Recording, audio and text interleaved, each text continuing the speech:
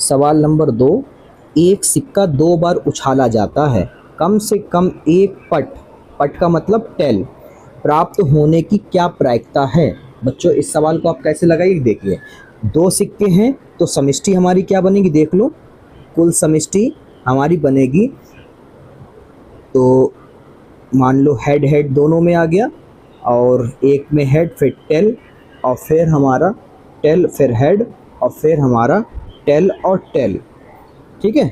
और क्वेश्चन में क्या कह रहा है, कम से कम एक पट, कम से कम एक पट का मतलब टेल, तो यहाँ पर हम वो मान लेंगे घटना, माना एक टेल आने की घटना को हम मान लेते हैं ई, ठीक है।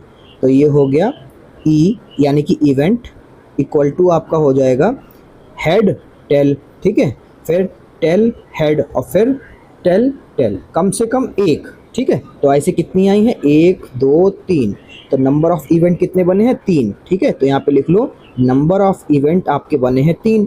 अब प्रायिकता निकालने का आपने सूत्र जो है बच्चों हाई स्कूल में ही पढ़ा होगा, वो होता है प्रायिकता,